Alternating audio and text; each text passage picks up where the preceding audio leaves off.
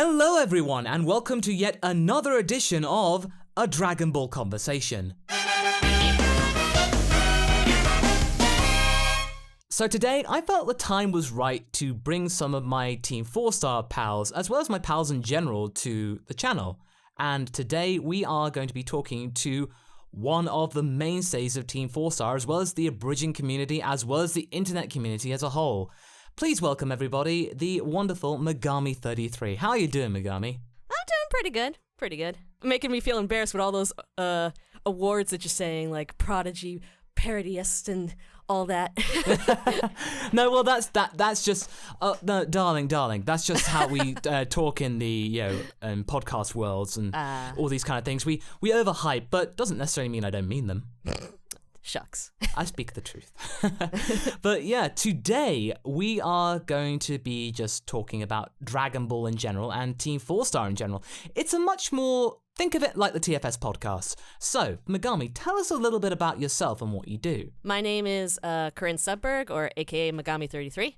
I'm from Long Island, New York, and I'm a parody creator, a singer, an actress, and a lover of all things Pokemon.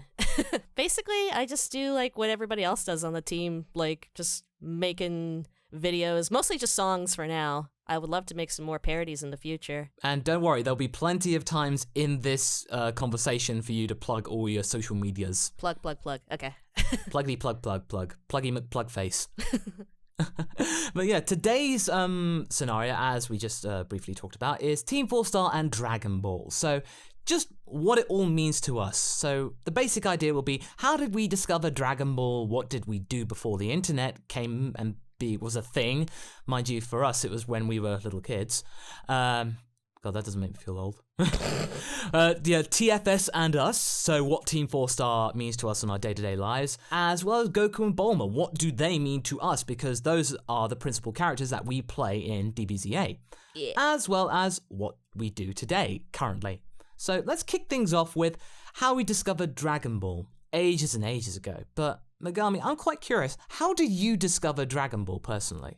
I think it was around when I was like 9 or 10, around 1997, 1998. Yeah, because I remember watching the first episode of Pokemon on I had like one of those old TVs that only had like channel like 1 through 11 with the antenna. Oh yeah, and, I had one of those. I would just leave on like channel 11, like just watching like Buffy the Vampire Slayer or whatever, and then wake up in the morning before school seeing Pokemon. And then eventually, you start seeing the other shows like Sailor Moon, and Toonami, of course, was a huge big deal because that had like tons of anime, and that's basically where I found Dragon Ball Z.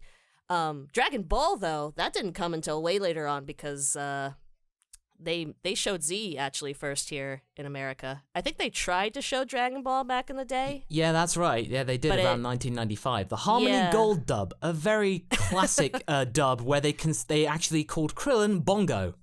And Whiskers the Wonder Cat. Yes, yep. People, that was probably one of the DBZA jokes that people appreciated the most. In the UK, I was talking about this briefly with Jack's Blade last week, and it came out on Cartoon Network in 2000, March of 2000, and it was nothing like I'd ever seen before. The first time I saw anime on British TV, we saw Samurai Pizza Cats and Sailor Moon. Oh, yeah. The Sailor Moon, the old 1990s dub. But Dragon Ball was around the same time, and that was awesome. Yeah, I mean, I loved Dragon Ball Z, but like, I definitely appreciated Dragon Ball more. I just felt bad because I discovered it way later on, Yeah, well, I know, but they in the UK, they actually put Dragon Ball and GT out at the same time, 2003, 2004. So they were showing GT and the original Dragon Ball after Z had finished around 2003 in terms of its first syndication and everything. And it was really cool. I watched a little bit of it at the time. I was more kind of curious at GT, but I wouldn't say that these days.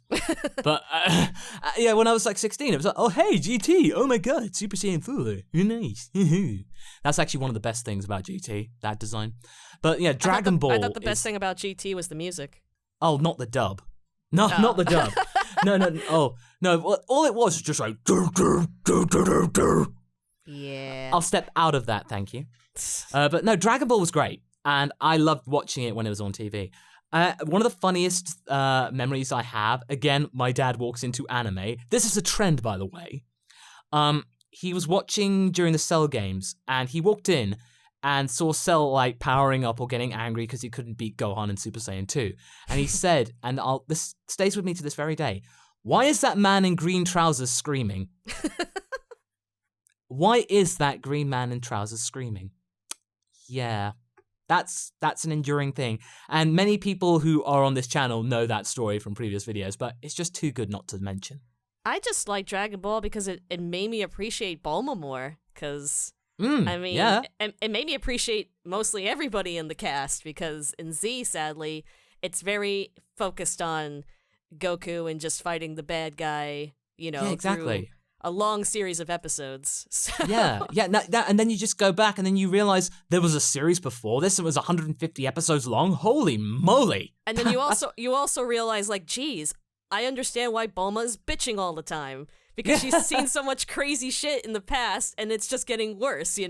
Yeah, I know. I mean, I had to deal with a transforming perverted pig, then a demon king. Now I'm gonna have to deal with Saiyans and going into space. Oh my god. But then again, Bulma Fierce, as I say, because she can basically sass out Beerus, the god of destruction. Yeah, right? Good on her. And satisfy her. I'm thinking, good on you, Bulma. Nice. I like that, really good. But actually, was there anyone else that you knew when you watched Dragon Ball for the first time that were watching it with you around where you lived? Not really. I mostly did a lot of things with my brothers. I mean, my brothers got me basically into video games, sports, like anime. Like, I liked everything they had. Like, basically, I was just like, man, guys' stuff seems much cooler than girls' stuff.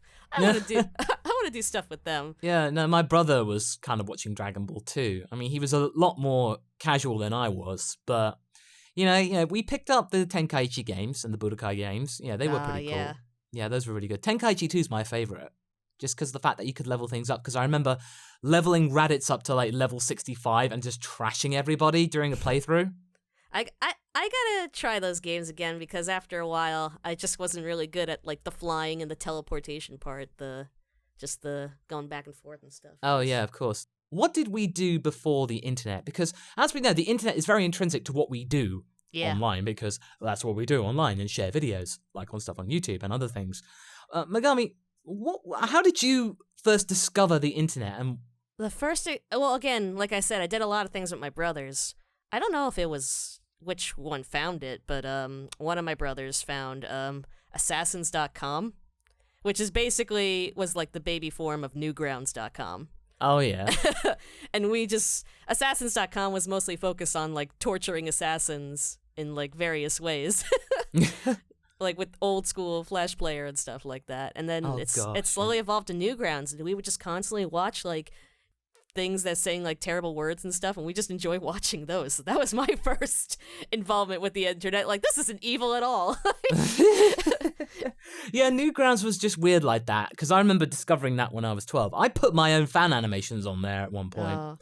Yeah, you did like a stick figure one, right? Stick figures thing, we used to watch a lot of different, there used to be tons of those. Yeah, no, my first experience with the internet was in my dad's office, and he had on one computer access to the internet. And I remember when I was 9, I went to Cartoon Network's website. That was the first site I ever went to, and played a Flintstones Flash game. Oh my god. Yeah, that was the first game, and I remember just being obsessed with playing that silly little Flash game. I played that for hours, even though my dad was like, I'm supposed to be getting on with work, So yeah, that was my first experience. And then eventually we got the internet throughout the house, but it was the old dial-up days. And what I would always do, I'd love to find like sound clips of shows like Powerpuff Girls and stuff from other shows, and just play them ad nauseum, just because. And just playing around with because once you find out sound recorder on Windows and just slow things down and then speed them up, that is entertainment for hours. That's lasts for days. That was a thing too, because as it was slowly growing, like you could start looking up the anime shows that like and trying to see like what people were writing about them at the time, and that was like your basic knowledge of like even knowing what kind of show that was, Oh yeah, absolutely. I mean, with Dragon Ball, the fact is that back in the day, you know, when it was being shown in America for the first time in like 1996, you know, DBZ, there wasn't that much information going around, and whatever information you could find about the mythical GT and the movies and things that weren't available in America and didn't even have a dub. The original Dragon Ball Pioneer dub was very much like Power Rangers. It was very Saban, as in, yeah, it had the music, it had the quips, it had Goku that way, and it was actually, when you look at it from that perspective, the Rock the Dragon edition is actually really, really well put together. If you just took it as it was, and just completely disregarded the Japanese version, it's actually really well put together, and no wonder it did so well. There's a lot of amazing things. I mean, I know when I made Sailor Moon Abridged, we made fun of a lot of things with the dub and stuff, but they made their own, like, music and transformations and stuff like that, and, like, the music was really good. Like, they put effort into this, you know? Yeah, compare, next time you think about it, the old Pioneer dub of Dragon Ball Z to Power Rangers Season 3 or Power Rangers Zeo. Because I'm currently watching the Twitch Power Rangers marathon, and I remember seeing a Putty Patrol member, his like head mask was like, he hadn't zipped it up properly. I could see the guy's back of the neck. I'm thinking, how did I let this slide when I was a kid? This is crazy. It's a nice charm looking back on it now. You know, no wonder they're making a reboot. Yeah, right. Yeah, I know, right? It's definitely, they have to make it look a bit more polished. But yeah, Bryan Cranston for the win. You gotta respect the charm, you know? You gotta expect, like, even though back then they were probably just saying, like, oh, it's a job, whatever, something from Japan, whatever. But, like, you could definitely tell that there were some people that, like, put a little love in it, you know what I mean? No, absolutely. Yeah, the internet was great, because I remember finding old DBZ AMVs and just watching those all the time. And they were 5 megabytes in the size, but that would take like half an hour to download. Actually, my brother and I, we were like marathoning a download of all of Record of Lodoss War. Oh my God. And that was 600 megabytes. Now, these days, you could get that done in a minute. This took us 3 months. Damn. To download. 3 months. We watched the entire thing, because we put that much time into downloading 600 megabytes. We were going to damn well watch it. I remember we downloaded, like, a shit ton of music, me and my brothers, like, I think it was Napster or something like that. Oh, yeah. Just stealing tons of music, and, like, because that was also the other way you could listen to anime songs, too, you know? Like... Yeah. Now, well, it's not stealing, Megami, it's borrowing. It's borrowing, it's borrowing. Yeah, it's borrowing, yes. But, yeah, no, it's just speaking of things about what you do. Originally, you did your parodies on there, but now you've actually moved to be doing song covers primarily. So, is that kind of what you want to like do for the rest of your channel's existence, or do you want to like branch out into something else? Because you mentioned Twitch streaming as well. So, what kind of things do you have in the pipeline? Well, I can give like an overall summary of like what I started doing. Probably should have said what I'd done for like Team 4-Star too, but I think at this point you guys should freaking know what I do by now. But yeah, for those people who might not necessarily know, because there are people out there that have just found my channel for Bad Fanfiction Theatre, so not from Team 4-Star. They go, hey, wait a minute, you're the guy from Team 4-Star? Yeah. Oh my God, I didn't know that. It's funny because Alex just started streaming with me, and people keep mistaking him for HBI. So, but for those that don't know, I play Bulma, Chaozu, Puar for like a handful of episodes. I also play Baby Trunks. I just make the googly noises. But yeah, it's gonna be a little quiet during the Cell games, isn't it? But I'll cheer on the sidelines, maybe. Yeah. The one thing I'd really love to see, and is if Goten and Trunks were voiced by the mothers of them, so you'd be doing Kid Trunks and Kimlin Hinilmic doing Goten. That would be nice. It'll give me some more work too. That would be kind of cool, because yeah, at the moment there isn't casting for Goten and Trunks, but I don't know. I think Kaiser has someone in the pipeline, but I don't know. Yeah, we still got at least another couple of years before we even touch the Boo Saga, so it's gonna be a while. But before all that, I started on YouTube around like 2006. Mm-hmm. I was called Suds33, shortening of my last name. I actually did a Pokemon Abridged. I did like 3 episodes, and then it got taken down for copyright. Yeah, I mean, Pokemon's a loaded gun in that sense. But I did covers back then too. So my first love was just like hearing other people do songs, and it's just like, wow, that's a cool translation. So then I started Megami33, and I started doing more covers, and then my friends were like, oh, we love that abridging stuff. Let's do something together. That's when we made Sailor Moon Abridged. And then that's kind of what helped me with Team 4-Star and everything. We'll talk about that later. But for now, I just joined Screenwave, and I'm just learning about YouTube, and YouTube is way different than it used to be. So it's just it was very intimidating because like I want to do more. I don't want to just be like, oh, she did some stuff for Team 4-Star. It's just like, no, I want to show like, you know, what I'm capable of doing and stuff like that. And I thought like, let me just go back to my first love of just making song covers. Me and Alex always wanted to do like a gaming thing together, like as a couple. And we tried to do that earlier, but like we couldn't figure it out. But Lord Moonstone actually helped me with a lot of things, and Kieran's Cliff, a legend that way. Yeah, Cliff Ein, him and his brother helped me build a very nice PC. So now we got that all set up, and now we have a Twitch show that we're calling Playdate, where we play different games with each other that we don't normally like. You know, like I like platformers and stuff like that, and he likes sandbox games and stuff, and we just play around and see if we like them. So, yeah. Awesome, yeah. Well, I'll include a link to Megami's Twitch in the description. Yay. So people can go and check that out. As you touched on, Megami, earlier, you got involved with TFS with your stuff with Sailor Moon Abridged. Yeah, TFS, DBZA, SMA. There's a lot of acronyms in this business. I like to say, I don't know if I was the first, but I like to say I was the first that made the acronyms because... Well, to be fair, that came out of necessity, didn't it? Because we had to like, beat the copyrights. It was a way for us to stop the copyrights, so... Yeah, exactly. So, and I remember at one point, even having tags was bad enough to get you taken down. So we had to have no tags, abbreviations. How would people find our stuff? Yeah, well, back then it wasn't as complicated as it is now. Like, now you really got to be focused with the tags and everything.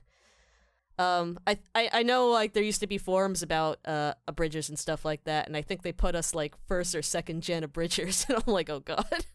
They're categorizing us and shit like that. But I got to meet Team 4-Star thanks to my friend Nathan Graves 989 because he used to good old Nathan. He used to do abridge interviews, and he had me and Bunny on, Chris Ricks. And I think eventually that's how I got to meet Kaiser, and then eventually I got to meet all you guys. Yeah. I think I was his second interview at one point, because I remember he interviewed me quite early on. And I loved his intros, just Nathan Graves 989, interviewer and spokesman for the abridging community. And I'm still friends with him to this day, and I always, every time when someone brings up, like, how did you meet, like, I always thank him, because... no, of course, I still see him knocking around on Skype. I'm sure I would have met you guys eventually, but, like, who knows, you know? Because I think the first time we met in person personally was 2009 Yomicom. That was a trip. I was not well that time.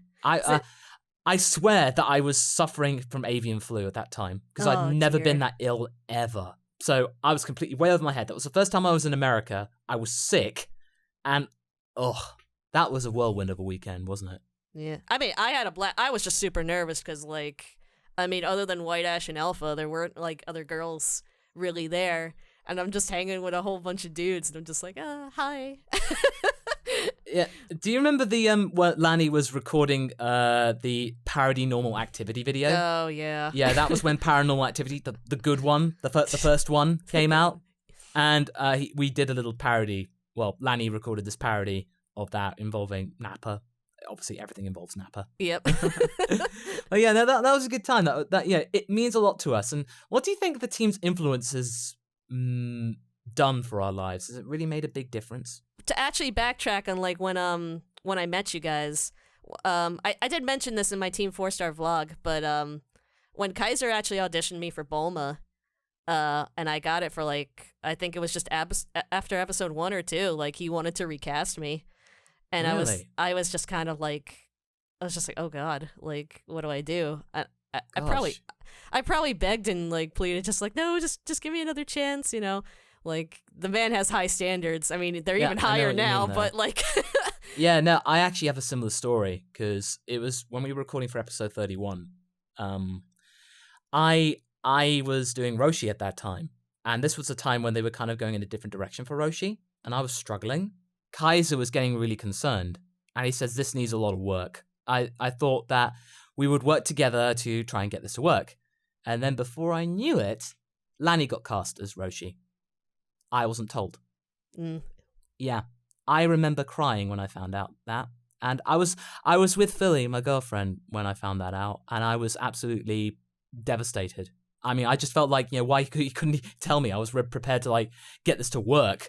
And, yeah, at the time, I could have been angry about it, but really, honestly, you're right. He is a man with high standards, and it's ultimately, if it makes the package of DBZA better, then just let it slide, really. So I didn't say anything. So I just trusted that he knew what he was doing. And, I mean, it's a good lesson. That's kind of an influence for me. It was kind of a good lesson because at the time when I was auditioning for things, I was getting things left and right. And it was, one of the few things that I was just like, yeah, you're not going to be this role anymore. And I was just like, oh my God. Oh yeah, recasting and all that thing. But I think one people want to really understand is that a lot of the time, there's going to be a lot of rejection if you get into this kind of thing. So you have to expect it. 9 times out of 10, you're going to have to go saying, thanks, but no thanks.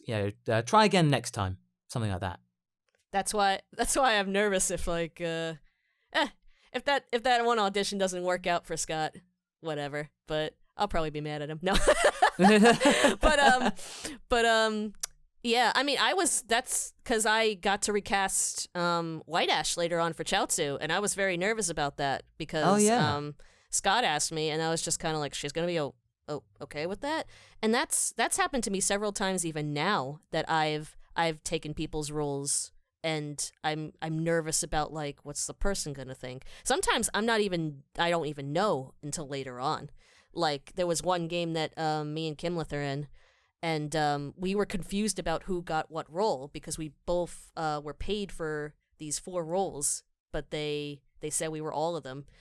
You always got to be careful in this industry, Yeah, no, I mean, there are some times where you work with good directors, other directors that aren't so good. But, you know, all the stuff with Team 4-Star really kind of helped us develop as people, and it really made an impact, wouldn't you say? Each one of my roles definitely impacted me. I mean, Bulma taught me just I gotta try my best and, do what I can and not slack off. I don't know what Chaozu taught me. Well, just that you really want to get McDonald's, really. Yeah. I really want McDonald's. That was cute. But good transition, though, because we were just going to move on to what do our principal characters, Goku and Bulma, mean to us. So you hit the nail on the head there. So, yeah, to keep going, yeah. I will say that I do have to thank Taka, too, because he directed me on one of my hardest roles, actually, Integra. Oh, yes. Yeah, because episode 5, that was a belter. Jesus Christ, though, man. The only reason I got casted for that was because, I could do a sort of good British accent for Luna on the Sailor Moon Abridged. But, yes. Taka was just, testing me. I love Scott, but he's kind of if you can't do it, whatever. Which is fine. Directors are like that, Some directors are you gotta have the skills. I can't wait for you. But Taka was kind of he's no, I want to get this out of you. I want to push you and get this voice out of you, and Yeah, he does that with me with editing too, and he does that with everything. Doesn't he say those words or something similar? Those 6 words that get under your skin. I know you can do better. Yes. And you just go damn it, you're right. It works with voiceover too. But yes, let's go back to how Bulma has impacted me. Yeah, do. Geez, just even just playing her, it's very interesting, it's like I said before that I didn't appreciate her more until I actually saw Dragon Ball, and I mean, if it wasn't really for her, I don't think there would have been as an exciting adventure as you said, in the discussion. I always saw Bulma in that situation for Dragon Ball kind of like the Wizard of Oz, where she's Dorothy and she's just in this strange world and she's hunting for the Dragon Balls, but she's meeting companions that are either helping her or trying to kill her. So Bulma is just such a great figure for women, you know what I mean? She's tough. She doesn't give a shit about what anybody says. She does her best. Yeah, she complains, but it comes from a place where she just wants people to understand that there needs to be there needs to be logic in things. We can't just go rushing off and doing whatever. And she does really have a good heart too. I mean, she reminds me a lot of myself. I mean, she's a bit of a tomboy too. Like, she doesn't care about getting dirty or like whatever. She's just doing anything she can to be a better person. Yeah, and she manages to, as a result, befriend the Prince of All Saiyans, Vegeta. I mean, shit, she scares all Saiyans. Talk about like, ooh, the big scary Saiyan race, and just Bulma has to just scream at them, and they're just like, well, no, that's that appreciation for strong women. That's the thing. That's why Chi-Chi and Bulma, they share a lot of things, and Vegeta appreciates strong women. That's true.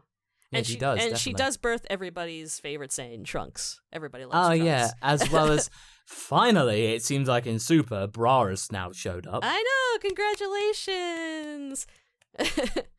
People were wondering about whether, oh my god, are they going to skip that? Is the entire timeline going to be thrown into complete chaos? Well, no.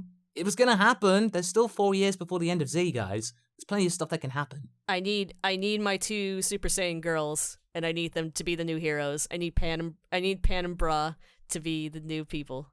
Well, there are going to be female Super Saiyans in Super. Yeah. In fact, there are, and it's been confirmed, but it's sort of fembroly.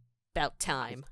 Yeah. No, I always knew it could, and I just feel absolutely vindicated. I feel like, yep, I told you, it's completely possible. But yeah, what was just talking about Goku making an impact on me, I always feel like when I'm down, I just need to like do a Goku line, and it just makes me smile. Aww. It just, that's the thing. Yeah, if I feel really down, I just do the Goku voice. Everything just feels a little better, And it's hard, it's impossible to do that voice if you're not smiling. You have to smile while doing it. And when people want to do a Goku impression, I just go, well, just smile. You'll automatically find it a little easier because it's just part of his disposition. Whenever I talk to people in that Goku voice, they can't help but smile. It's an infectious type of voice, and I like to try and channel every Goku voice that has ever existed, mostly Nozawa and Peter Kalamis' Gokus, because they just channel that so much. But speaking of vocals and stuff, what would you say is your favorite line? My favorite line. I guess I liked, even though she was kind of like not too much in Namek, and even though we didn't show it, but I kind of liked how we presented it, where she Krillin and Gohan come back, and they're just like, how you doing, Bulma? And she's like, I fought a giant crab!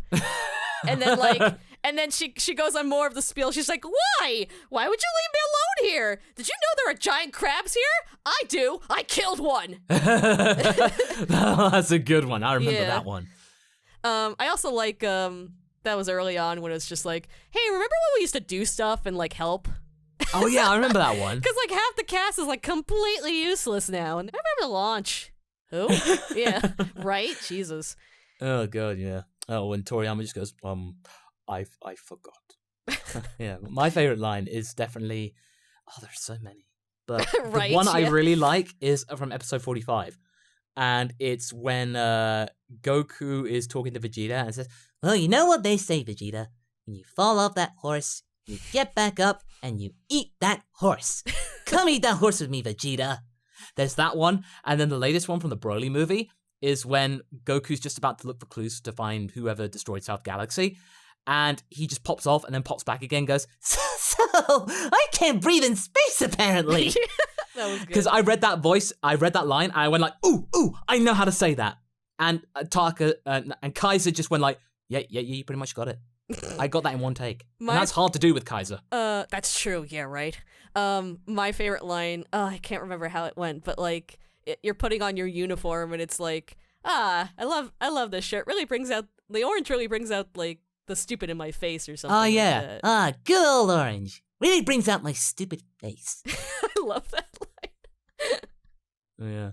I think this time is a good place to bring it to a conclusion. And Team 4-Star and Dragon Ball are completely one and the same to us, wouldn't you say? Yeah, definitely. Yeah, definitely. It's really kind of changed our lives for the better. We've met so many interesting people, and as well as meeting tons of well-wishers like you guys out there. I mean, I know it's a bit of a hackneyed thing to say, but, without you guys, we wouldn't really be here. That is really true. It may be something, it sounds like a broken record, but it's the truth. It really is. We're so grateful. I mean, I didn't think I was gonna get anywhere with just doing silly voices on the internet, but like, just going for it, like, I don't know, man. Like, the fact that I always wanted to be an entertainer or just make people happy, and I always like, I'm hard on myself. I'm like, I gotta be better. But like, dude, I've already accomplished that dream. I have entertained people. People have come up to us and told us like how much we've impacted their lives. We made them laugh. We made them cry. We made them find other friends. We made people fall in love with each other. I mean, it's incredible, you know? Absolutely. No, I completely wholeheartedly agree. And I think that just sums up pretty much, entirely what I was going to say. So I don't need to repeat myself. But anyway, I'm thank you sorry. No, you hit the nail on the head right there.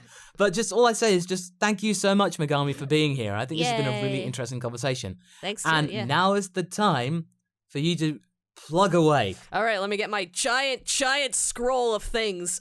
This is what everyone on YouTube has one of these. So just, bear with us, people. So, God. Well, I fire got away. I got my YouTube. It says Megami33, but if you just Google Megami33, you'll find it. We have to change it because it was my backup account. But so this Megami33, YouTube, Twitter, Twitch. It's all easy. Yeah. What else? I think that's pretty much it. My Facebook page is just Corinne Sudberg, VA. Yeah, you have to be a legit VA to add the words VA on it. Yeah, and you just follow me. People say that I enlighten them and I inspire them. I don't see it, but no. Okay. But just I usually try to upload a new cover like bi-weekly. We're trying to do streams every like Wednesday and Sunday. And yeah, that's pretty much it. Oh, cool. Well, thank you very much for being here. Thanks for inviting me. Now is the time to bring it to you guys. What do you guys think about Team 4-Star and Dragon Ball? Has it made a big impact for you? Are there moments that really speak out to you? Are there moments that you might not necessarily have liked? I'm open to all types of discussion here on this channel. So just leave a comment below and get the conversation going. So it just leaves me to say thank you so much, Megami, for being here. And thank you all out there for watching. So until the next one, guys, be sure to like and subscribe. Catch you later. See ya!